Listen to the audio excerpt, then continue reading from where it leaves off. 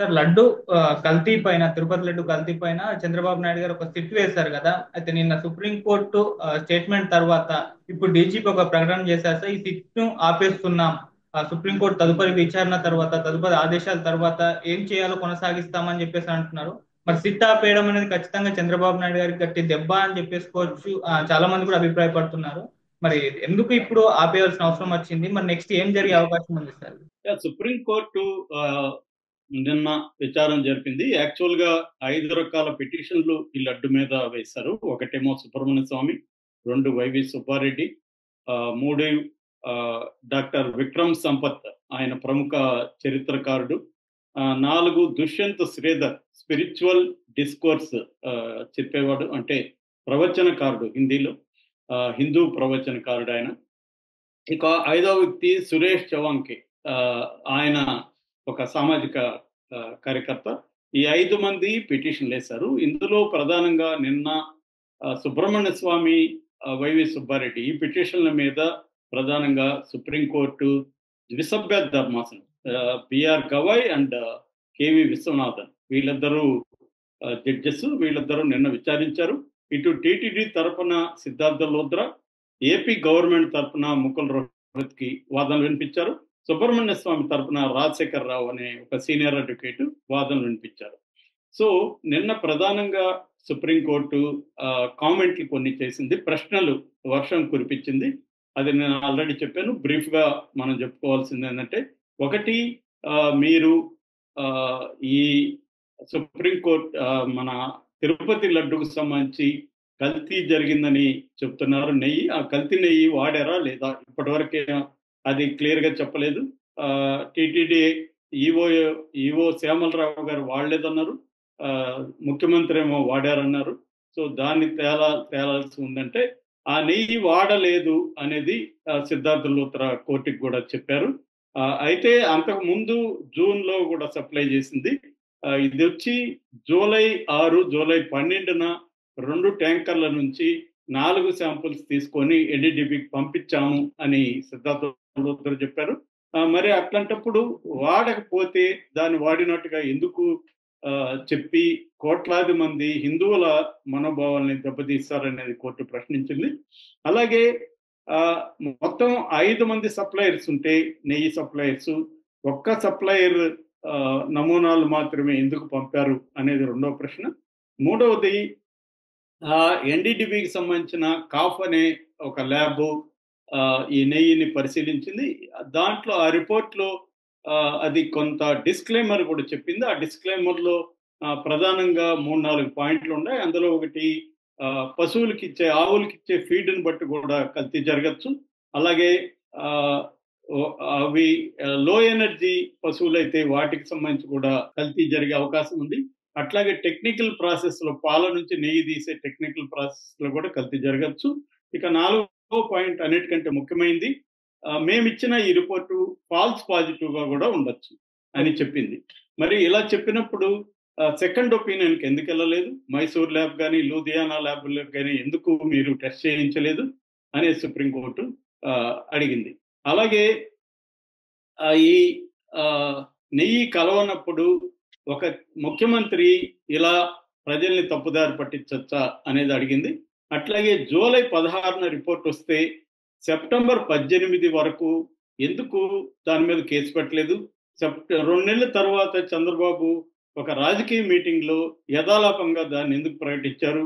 TTD ఎందుకు దాన్ని ఖండించలేదు అనేది కూడా ఆయన అడిగారు అన్నమాట సుప్రీంకోర్టు. సో ఈ ప్రశ్నల తర్వాత తుషార్ మెహతా, ఆయన వచ్చి సెంట్రల్ గవర్నమెంట్ తరఫున సాలిసిటర్ జనరల్, ఆయన్ను సుప్రీంకోర్టు ఒక ప్రధానమైన ప్రశ్నలు లేవనెత్తింది. ఒక రాజకీయ వివాదంగా దేవుణ్ణి కూడా రాజకీయాల్లోకి లాగకుండా ఉండడం అనేది అవసరం, కానీ దేవుణ్ణి కూడా వదిలిపెట్టలేదు, రాజకీయాల్లోకి లాగారు. ఈ నేపథ్యంలో చంద్రబాబు వేసిన సిట్టు ఉండాలా, లేకపోతే స్వతంత్ర సంస్థతో దర్యాప్తు చేయాలా, కేంద్ర ప్రభుత్వ అభిప్రాయం ఏంటి మాకు చెప్పండి అని ఆయన అడిగారు. మేము చెప్పడానికి నాకు టైం కావాలన్నాడు తుషార్ మెహతా. దాంతో మళ్ళీ 3వ తేదీకి వాయిదా వేశారు. అంటే ఎల్లుండికి ఇది మళ్ళీ విచారణ జరగబోతుంది. అంటే ఈ నేపథ్యంలో ఖచ్చితంగా చంద్రబాబు తొందరపడి ఆయన దగ్గర ఏమీ ఆధారం లేకుండా సిట్ ఇంకా ఏ రకమైన విచారణలో నిర్ధారణ కాకుండా చంద్రబాబు ప్రకటించడం పట్ల సుప్రీంకోర్టు తీవ్ర ఆగ్రహం వ్యక్తం చేసింది. ఈ నేపథ్యంలో నిజానికి చంద్రబాబు సారీ చెప్పాలి. పవన్ కళ్యాణ్ అయితే ఇంకా ఎక్స్ట్రీమ్కి వెళ్ళి ఆయన ప్రాయచిత్తం చేసి పెద్ద డ్రామా చేశాడు.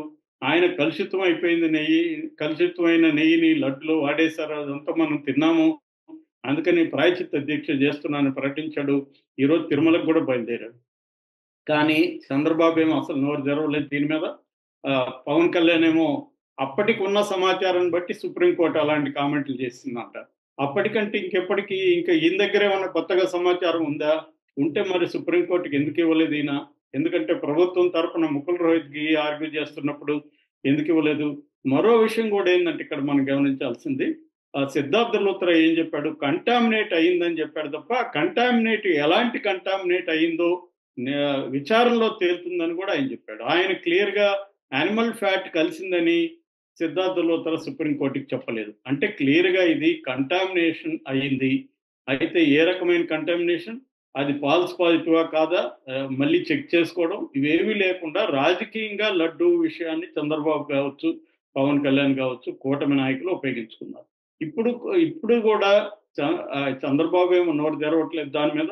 పవన్ కళ్యాణ్ ఏమో ఇండైరెక్ట్ గా సుప్రీంకోర్టుని తప్పుపట్టినట్టుగా మాట్లాడుతున్నాడు. ఇక పురంధరేశ్వరి అయితే డైరెక్ట్ గానే సుప్రీంకోర్టుని తప్పుపట్టుతూ ఆమె స్టేట్మెంట్ ఇచ్చింది. ఒక ముఖ్యమంత్రిని ప్రశ్నించే అధికారం సుప్రీంకోర్టుకు ఉంటుందా అని మనం ఆలోచించాలనేది. అంటే ఉండదనేది ఆమె అభిప్రాయం. అంటే ఒక ముఖ్యమంత్రి తప్పు చేస్తే సుప్రీంకోర్టు ప్రశ్నించకూడదా?